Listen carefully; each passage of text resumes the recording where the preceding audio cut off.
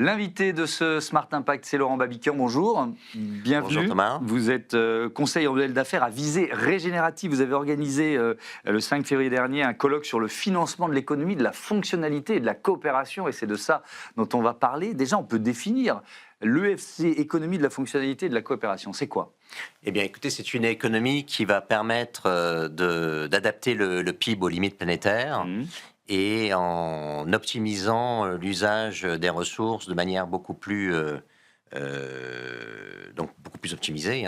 Et en fait, c'est une économie qui fait que l'entreprise produit un bien ou un service, mais essentiellement un bien, et va louer l'usage du bien. C'est ça. Elle va rester propriétaire du bien et elle va louer l'usage du bien. On passe de la propriété à l'usage. Voilà, il faut que les consommateurs acceptent de louer l'usage d'un bien avec des garanties de qualité, avec des contrats de performance, et pour avoir un bien qui est toujours au top de la qualité. Et il y a toute une partie des biens dans la consommation courante qui pourraient effectivement être loués. C'était la question que j'allais vous poser. Est-ce que cette économie de la fonctionnalité, elle peut s'imposer partout, d'une certaine façon ? Alors écoutez, pas sur toutes les catégories de produits, mais en tout cas sur un grand nombre de produits. Il y avait notamment Decathlon qui avait fait un modèle d'économie de la fonctionnalité sur toute la partie produits, shorts, raquettes, ballons, et qui s'appelait WePlay Circular et qui avait bien marché. Mais je dirais que c'est aussi, ou c'est peut-être plus valable, mais non, c'est valable sur une grosse partie des secteurs, mais une partie importante, ça va être le secteur de la production de biens d'équipement pour lutter contre l'obsolescence programmée. Puisqu'aujourd'hui, on est dans un système où quand on produit un bien, on le produit à dessein pour qu'il ait une durée de vie courte, alors qu'on pourrait très bien utiliser et réutiliser la matière, les composants critiques de ce bien pour faire un autre bien, une deuxième vie. Oui, vous parlez de pérennité programmée circulaire. Absolument. C'est penser en cycle de vie. Exactement. Au pluriel. Absolument. Oui. C'est-à-dire que la pérennité programmée circulaire est une sous-famille de l'économie de la fonctionnalité. Donc l'économie de la fonctionnalité, je produis, je loue l'usage. Et quand je produis, je reste propriétaire du bien en immobilisation dans l'entreprise. Et la pérennité programmée circulaire, c'est je produis, je design, je fais de l'éco-design. Je pense le produit de telle manière qu'à la fin de la première durée de vie, eh bien, je vais pouvoir le démonter et le remanufacturer très facilement. Et pour utiliser le maximum de matière, de composants du premier cycle de vie. Et en fait, on arrive à garder 85 à 90% des composants de la première durée de vie pour faire un deuxième cycle de vie. Et on peut faire ça sur 3, 4, 5 cycles de vie. Et donc, on peut créer de la valeur avec moins de matière, en fait, si Exactement. on en revient à l'objectif initial. L'objectif initial, c'est d'augmenter la productivité matière de l'économie française ou de l'économie européenne ou de l'économie de manière générale, c'est-à-dire faire le même PIB avec moins de matière, avec beaucoup moins de matière. On parle maintenant beaucoup plus d'empreinte matière. L'empreinte carbone est une résultante, si vous voulez, d'empreinte matière. Mais je pense qu'il faut maintenant qu'on parle beaucoup plus d'empreinte matière. On y reviendra là-dessus, parce que je trouve que c'est effectivement une notion intéressante. Qui il faut convaincre ? Ce colloque, il y avait j'imagine, des acteurs financiers, peut-être aussi des acteurs publics. Oui, absolument. Des parlementaires. Est-ce qu'il faut changer la loi pour pouvoir imposer l'économie de la fonctionnalité ? Alors, il faut. Hier, on a eu un colloque, on a eu la chance d'avoir des députés et des sénateurs et des sénatrices. Il va falloir un coup de pouce du Parlement politique. Un coup de pouce réglementaire. Pour pouvoir stimuler la demande au niveau des consommateurs et stimuler l'offre au niveau des producteurs. Donc ça peut se jouer sur des aménagements de TVA.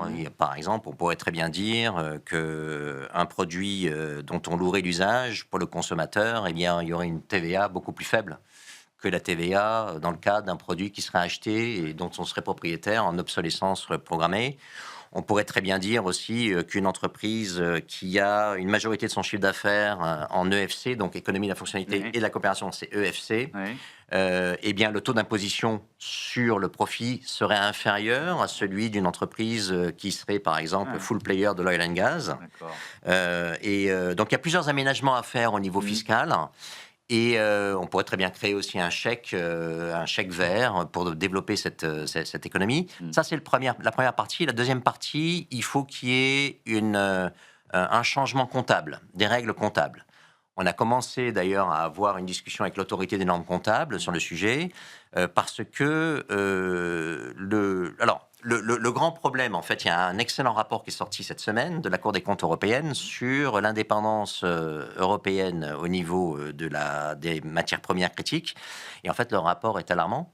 L'Europe est totalement dépendante de très peu de pays tiers.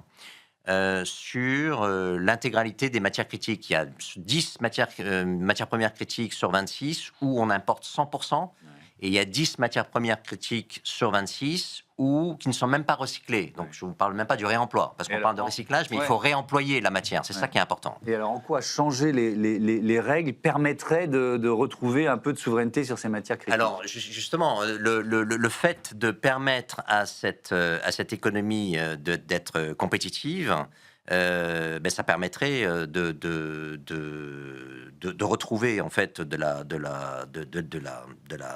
souveraineté, et puis de faire du profit. Donc en fait, l'idée, c'est de dire, si une entreprise reste propriétaire d'un bien et que ce bien est vendu de telle sorte qu'on puisse le démonter, le remanufacturer pour en faire un deuxième, un troisième, un quatrième, un cinquième, on n'est plus sur un cycle de vie de 3, 4 ou 5 ans, on est sur des cycles de vie de 20 ans. Et donc, il faudrait que les règles comptables puissent accompagner ce moment, en disant que finalement, comme l'entreprise reste propriétaire du bien, eh bien, qu'on puisse amortir les composants du bien et pas le bien lui-même, non pas sur 4 ans, mais sur 20 ans.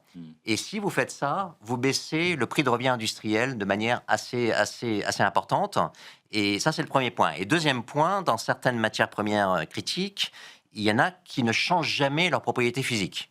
Donc, qui vivent ad vitam aeternam. Donc, qui pourraient très bien être considérés comme une immobilisation de la même manière qu'un terrain. Avec une durée de vie de 99 ou 100 ans. Bilan, donc de la mettre dans le bilan et de ne pas l'amortir. Et là, vous renforcez le bilan, et pour un banquier qui prête de l'argent à cette économie, il va être beaucoup plus sécurisé parce que vous allez avoir un bilan beaucoup plus fort. Donc il y a deux choses.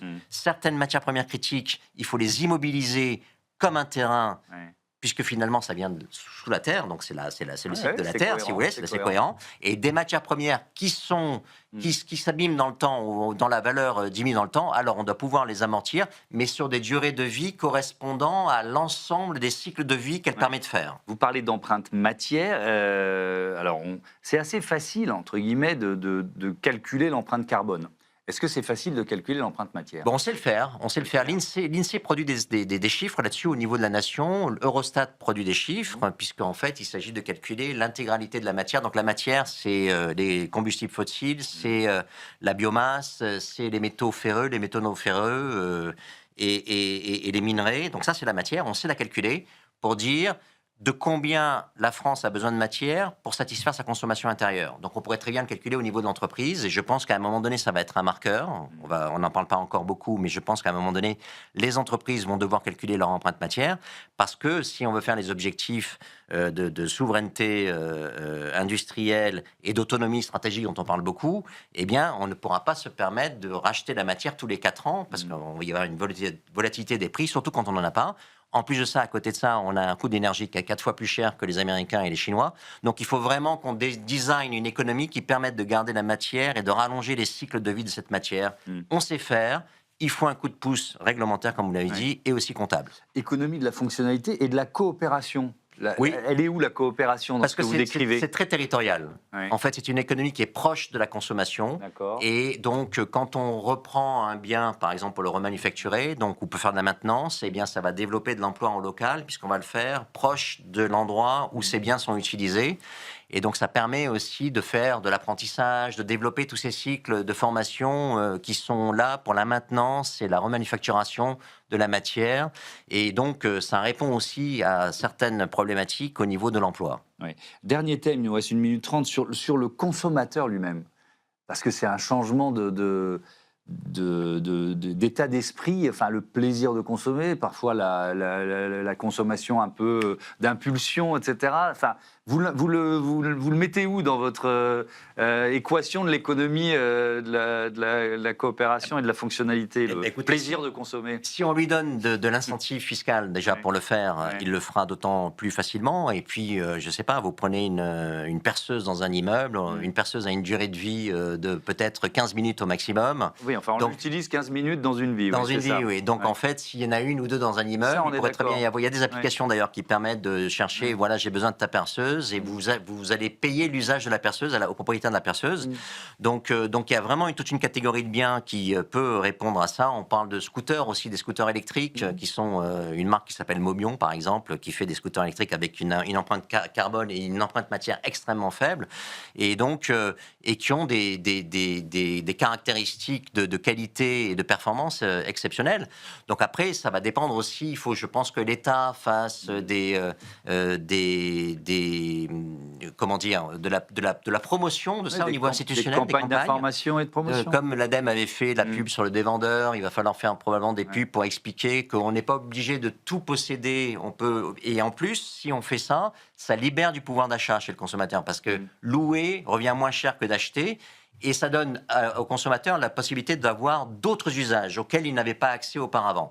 Donc je dirais que ça répond à la souveraineté industrielle, ça libère du pouvoir d'achat, ça fait baisser drastiquement l'empreinte matière d'une entreprise, et c'est profitable et c'est rentable, puisque ça fait baisser le prix de revient industriel et qu'on sort des taux de marge de 20 à 30% inférieurs au même produit en économie de l'obsolescence programmée. Merci beaucoup, Laurent Merci Babiquian. à vous. À bientôt sur Bismart for Change. On passe à notre débat, bilan du déploiement des bornes de recharge électrique en France.